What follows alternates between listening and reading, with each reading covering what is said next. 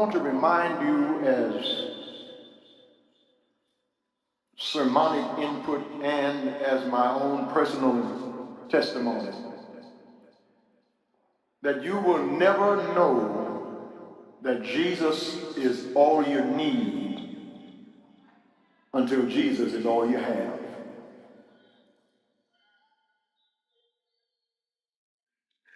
I want to run that through this entire message because somebody here who has been down to your last dime, someone whose back has been up against the wall, someone here who has been so sick you couldn't turn yourself over, somebody who's known the dark night of depression, you will never know that Jesus is all you need until you find out that Jesus is all you have. Paul found that out because Paul, who was a blasphemer, becomes now a blesser of the God he cursed. Saul, who was an antagonist, becomes Paul the apologist. This man who persecuted certain of the church is now himself about to suffer persecution. He was on the outside looking in, but now he's on the inside looking out. This Saul of Tarsus who threatened certain of the church with letters of authority from the state to take in hand both men and women who called on the name of Jesus. It was Saul who held the garments of Stephen while he was being stoned. He hated so much the cause of Christ. He persecuted believers. He blasphemed the name. He did everything he could to thwart and to stop the movement of the way. And this Paul, who is on his way to arrest, has himself been arrested. Same God he was on his way to destroy is the God who stopped him on the Damascus road, blinded him in the middle of the day, called him to preach the gospel to the Gentiles, and now this persecuting Saul is praying for him. This student of Gamaliel is now a servant of the Lord. And he is so feared by the believers because his former life and his present life are in such contradistinction that they are afraid to take him in. You will never know that Jesus is all you need until you wake up and discover that Jesus is all you have. Walk with me around the text. In verse number 23, after some time had passed, the Jews plotted to kill him. Paul plotted to kill Jews, and now the Jews are plotting to kill him. The Jews that he was with in his blaspheming of the Christ are now the Jews that hate him so much they want to kill him because he's left them to follow Jesus. He leaves this veil of tribulation and runs right into the people he had come to destroy, because once you see the truth, once you believe the truth, it's hard for somebody to convince you of a lie. Once you know God for yourself, once you have tried him for yourself, you can shout on somebody else's testimony. You can give God praise for somebody else's blessings. You can thank God for what he's doing in somebody else's life. But when he does something in your life, and you have your own story, you have your own testimony, when you know the truth for yourself, nobody can turn you around.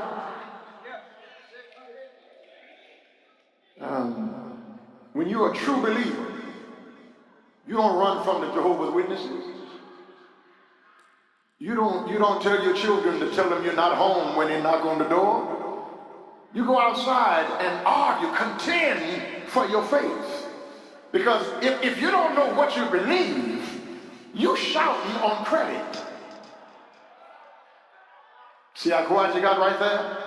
If you're not going to Sunday school, if you're not reading the scriptures for yourself, if you don't know God in your own personal life, and you come to church on Sunday morning and give God praise, for what? You don't know what you're praising. You don't know who you're praising. But if you know him personally, not because of what your mama told you, not because of what your Sunday school teacher said, but your back has been up against the wall. Your testimony is Jesus is all you need, because Jesus is now all you have. I'm looking at some people. I know some stories in this congregation of people who have come to the end of themselves only to find themselves. It's when you leave that old life that your old friends don't want to have anything to do with you. When you leave your old ways, when you pass by the places you used to go to, when you meet up with the friends you used to drink with and smoke with, and now God has made a difference in your life, those same people who used to partner with you no longer want to have anything to do with you, because when God saves you, he changes you.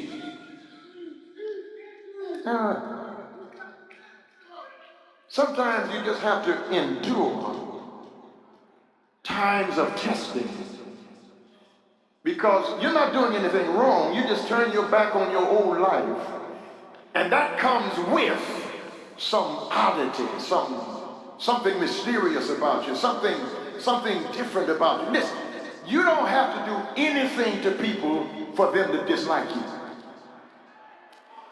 And sometimes it comes out at the most inopportune time. You thought they were on your side. You thought they really loved you until something happened to bring out of them what's been in them all the time. That doesn't have anything to do with you. That has something to do with the devil testing whether or not you believe all you say about God. Because when your enemies assail, that's when your strength kicks in. I wish I had somebody here who's been through some time of testing. It's when the devil comes to destroy your testimony and make you act out of your character, it is then that God gives you the strength you need to look in the face of folk who's supposed to love you, who have tried to destroy you, and say to them, if God be for us, who can be against us? I said this the other day to someone I love, that the craziest things happen in families at death and funerals. And don't let 15 cents be involved. Don't have a shiffer roll full of clothes. You got to be a certain age to know what a shiffer roll is. People, what is in them has been in them all the while, but stress brings it out of them. They've been wanting to say it, but now they blame it on grief. Talk back to me if you can. Or they get drunk enough to speak their sober mind. But you can't let how other folk feel about your testimony destroy how you give God praise. Because what somebody else thinks about you has nothing to do with what God has done in your life. If the Lord's been good to you, don't let them stop you from hollering. Let the redeemed of the Lord.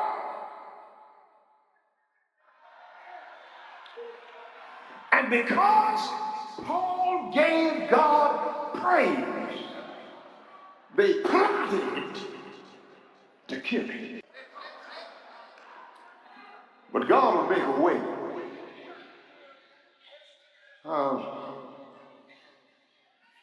They let him down a wall. Listen to this. They let him down through a wall, in an opening in the wall, and they put Paul in a basket. I want you to get this. They put him in a basket and let him down a wall. The very blessing that God sent to them, they let him down in a basket. There's a basket of blessings for every persecuted believer in here this morning. What they're trying to keep from you, God will give you more than that. What they're trying to destroy in you, God will keep letting you rise, that your enemy gonna have to look up to you. David said it better than I can say for me. In the presence of my enemies. Come on, you can help me say it. He anoints my head with oil so that my cup is just running over. Surely, goodness and mercy shall follow me. Wish I had a witness here. Even when I try to get away from blessing, God will just send one my way. Even when I'm not looking for a miracle, God will just open a door. Even when I was not expecting a blessing, God will let a basket down in my life. I've seen him do it. I said, I've seen him do it. I need somebody else here who can testify. I've seen him do it.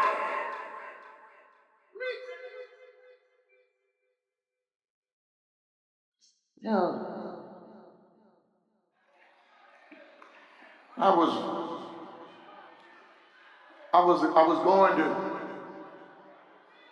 going to Mississippi to preach, and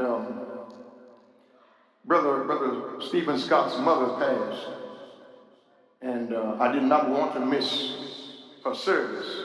I had to be gone to Mississippi that day, and Monday to preach, but I did not want to miss Stephen's mother's funeral service, and he implored me to go on to Mississippi, but I wanted to be there for his mother's funeral service, and so I asked Reverend Thomas Davis, who's now at Riceville, to go to Mississippi and preach in my place. And I had some heavy stuff that I had to do that I needed that money. It ain't no sense in me acting like I had it like that. And at that time, I needed that money.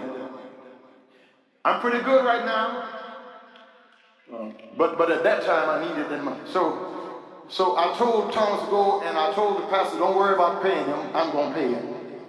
But I needed that money. I sent Thomas in my place, and I gave him, before he left, $1,000. Because the pastor was going to pay me well, and I needed all that he was going to pay me. But I gave Thomas $1,000 to go and preach in my place. Before church was over, somebody walked up to me and said, Pastor, the Lord has just moved me to give you this amount of money. $1,000 in an envelope. God's got a basket of blessings.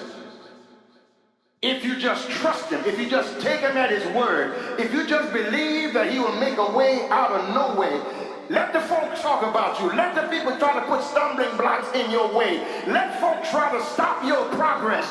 God will send a basket of blessing in your life to make you know I'm with you.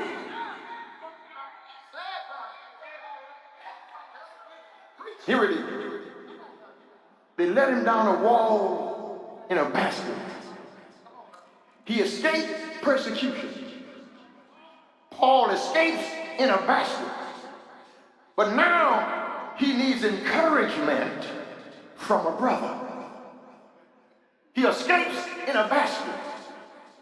But he needs encouragement from a brother. Because he goes to join church and he's rejected. Let's not be too hard on these people, because Paul was a killer. Paul had a notorious reputation. Paul was a dangerous man.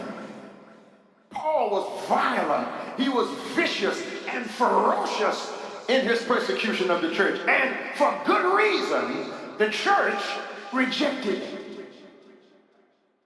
You think we would take Charles Manson in here this morning? Or Jeffrey Dahmer in here this morning? Or some notorious serial killer or robber, somebody who's been convicted of murder, and they come here and want to join this church and kill several people, and we put them on the front seat?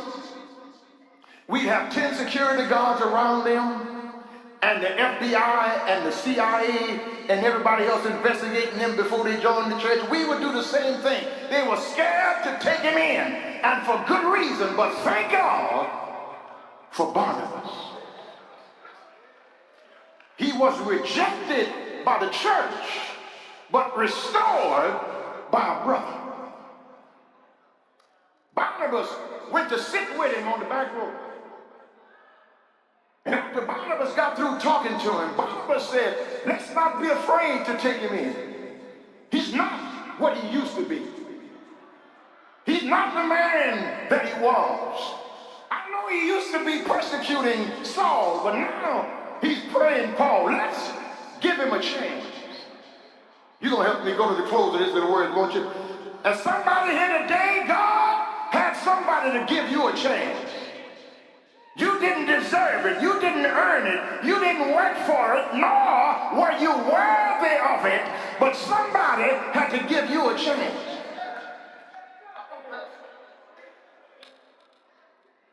I'm learning as I get older. And I had to get older to learn this. But I'm learning as I get older to give people the benefit of the doubt. Everybody who's in this church today, each individual one of you, along with myself, it's not one particular thing. There's a lot of things that goes into making you who you are. So whenever you see a person fall, don't judge them, because you don't know how long they try to stand. And maybe had you been walking in their shoes, you might have fallen a long time before. It's easy to judge when you don't have all the facts. Talk back to me if you can. It's easy to point your fingers at people who've done something that you think you would never do. But you've never been in that circumstance. You've never been in that situation. Don't talk about what you won't ever do. Thank God for what you haven't done yet. It's by the grace of God that you haven't done what somebody else has done. But we're not here to compare testimony with somebody else. Thank God for what he delivered you from, and somebody had to give you a chance. Thank God for the Barnabas in the text, and thank God for Barnabases in this congregation. People who encourage other people. Because from time to time, all of us need to be encouraged. All of us need a pat on the back. All of us need somebody to say you're doing a good job. All of us need somebody after we fall to pick us up and say, I know you messed up, but I'm on your side. Have I got a witness here? And if you don't have anybody to do that for you, then do what David did. David patted his own self on the back. David learned how to encourage himself. And you're not going to get people to always congratulate you. That's why you got to have confidence in yourself.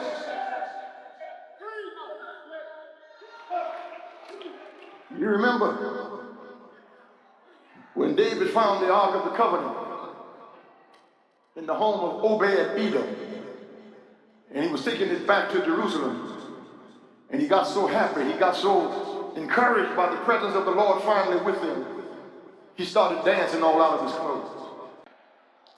His wife looked at that and said, you ought to be ashamed of yourself.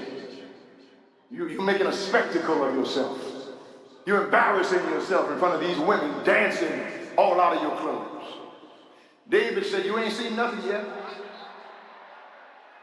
Wait till I get this out back to where it belongs. You think I'm dancing right now. You think I'm praising God right now. You wait until I get God back right where he belongs. And somebody ought to tell somebody in here this morning, you think I'm shouting now. God hasn't answered my prayer yet. God hasn't come to my rescue yet. But you ought to come back here next Sunday. And if God answers me, I'm going to holler. And if he don't answer me, I'm going to holler. And if he answers, I'm going to holler. And if he don't answer, I'm going to, because if he doesn't do anything else, I wish I had a witness here. Don't let anybody gauge your shout. Don't let anybody judge your testimony. You don't know what God has done in my life. Like Paul, don't judge me by the heights I've attained, but judge me by the depths from whence I've come. Because anybody can give God praise up here. You got to learn how to shout when you're down there. Anybody can thank God when you got it going on. But when you're down to your last dime, can you still tell God thank you? When mother and father is gone, can you still give God glory? When you're being castigated and lied on and criticized, can you still come to church and hold your head up, lift up your head? Come on, you can help me say it. O ye gates, and be lifted up, ye everlasting doors, and the King of glory shall come in. Who is this King of glory? The Lord strong and mighty. The Lord mighty in the, I've watched him fight my battle. I've watched him put down enemies for me. I've watched him open doors that were closed in my face. I've watched him put food on my table. I've watched him raise me up off my sick bed. I should have been dead.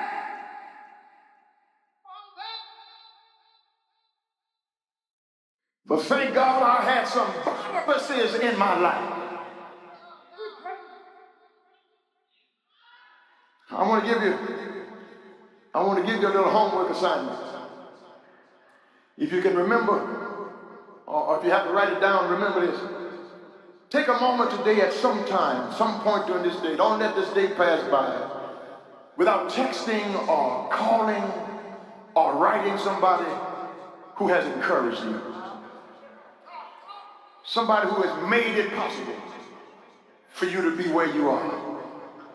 Some supervisor who took a chance on you. Some teacher who stayed with you after school.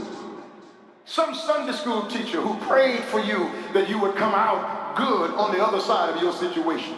Some preacher, some old person in your life, some young person, your equal in your life, who stood with you in the testing times. Don't let this day pass without calling, texting, or writing a Barnabas and telling them, thank you for standing with me.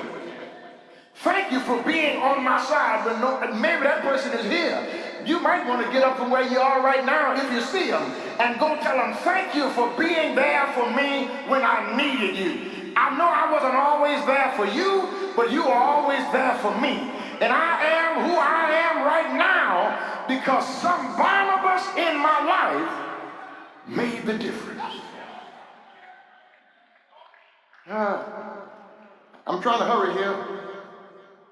But he escapes in a basket. He's encouraged by a brother. And he's an example of boldness. They're trying to kill him. They're trying to kill his witness because he's talking boldly about what God has done for him. And brothers and sisters, hear me as I hurry. Paul never preached without telling his testimony. He never witnessed without talking about what happened to him on the Damascus Road.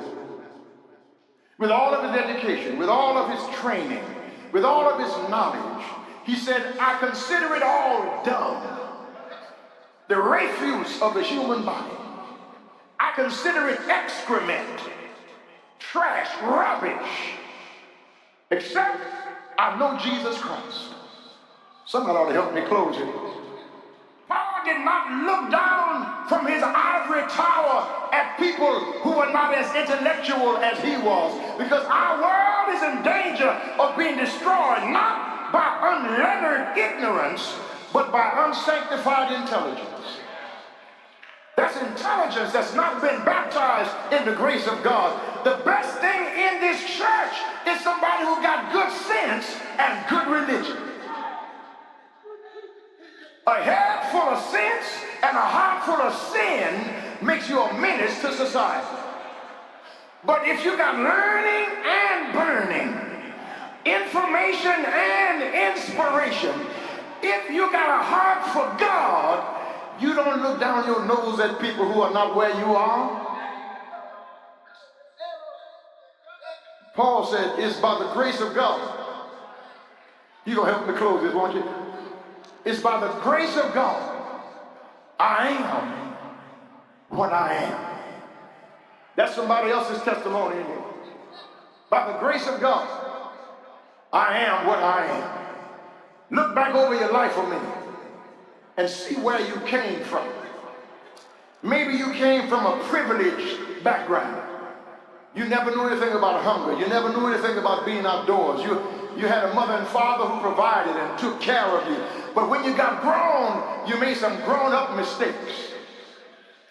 You did some things that you wish you could undo. That's reason to give God thanks for delivering you from that. Or maybe you were drug addicted and God got you off drugs. And people who see you now can't believe that you are the same person that you used to be. Brother George Stokes is in here this morning. Mark Lewis went up to Plaquemine, Louisiana to preach where Brother Stokes is from. And one of the people was asking Mark where he was, and Mark told him he was in Houston at Lily Grove Church. And the person said, I know somebody in Houston at Lily Grove named George Stokes. And Mark said, yes, Brother Stokes is one of the deacons at our church. And that person said, what?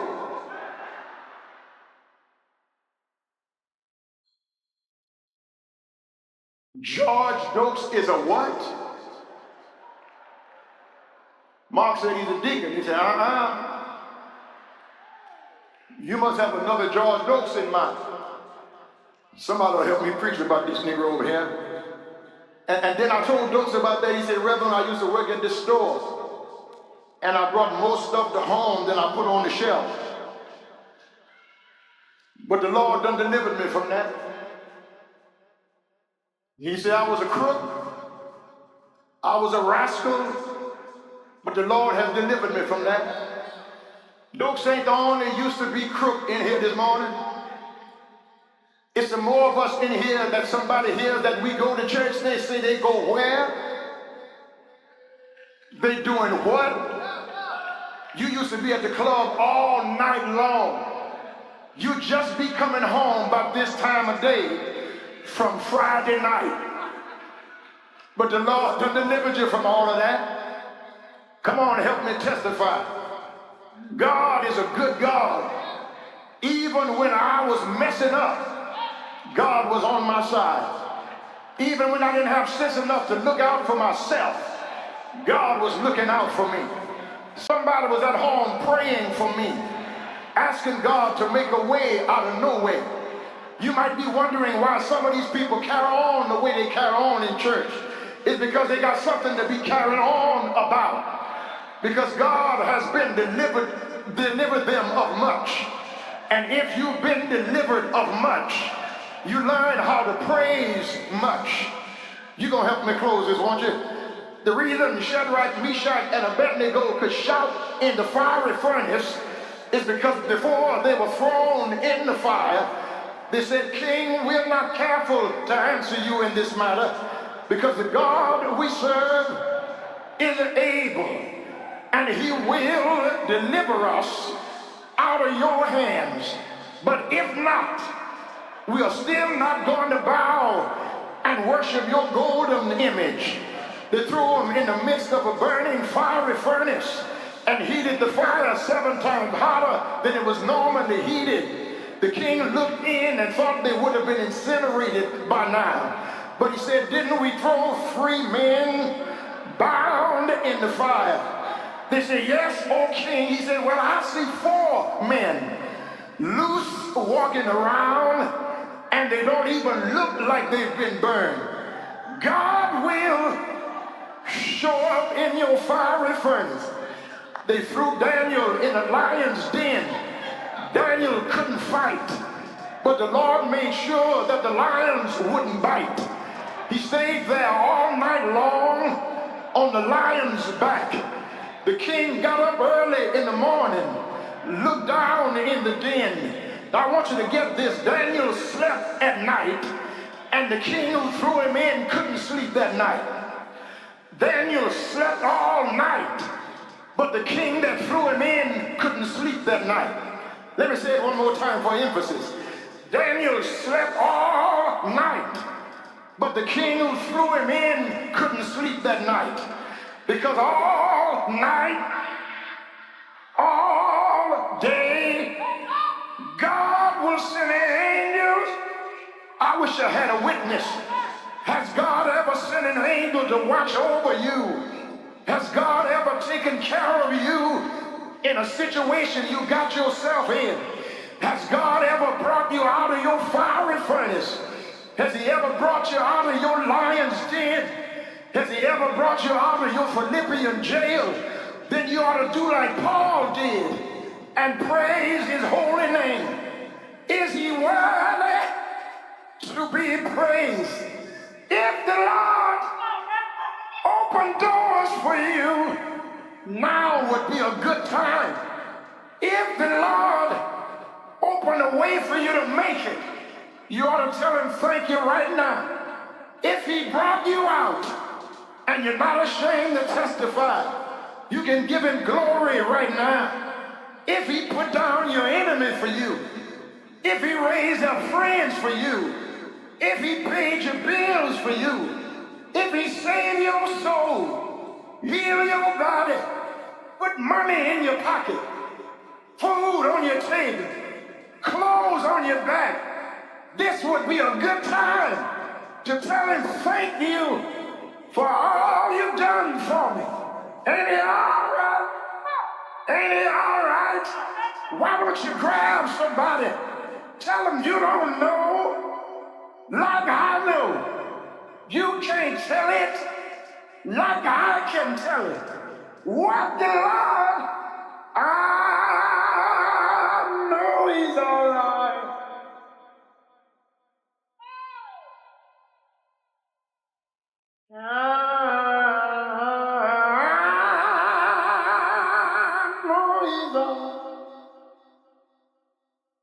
He walks with me.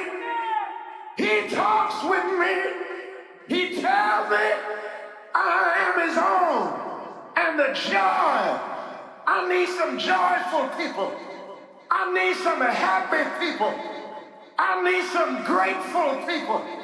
If God has done something for you, if God has opened a door, if you're grateful this morning, why don't you tell him thank you? Shout his name. Guide me, oh, great Jehovah, pilgrim through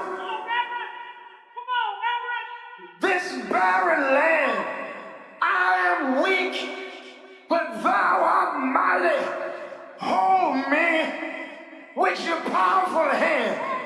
Bread of heaven, bread of heaven, feed me, feed me, feed me, feed me, feed me, feed me, feed me, feed me, feed me, feed me, feed me, feed me. I know he's all right.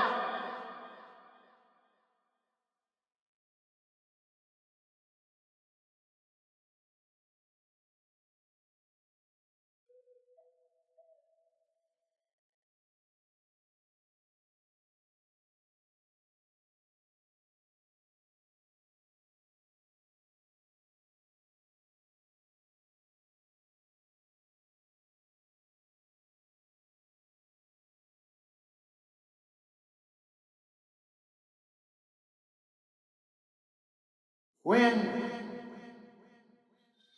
your enemies attack you, and sometimes your enemies are members of your own family. Sometimes the folk you least expect to be dogging you is the very ones plotting your destruction. But no weapon formed against me shall prosper. Because while they are plotting, God is planning. Because Jeremiah says, I know the plans that I have for you. Plans to prosper you, to give you a future and a hope.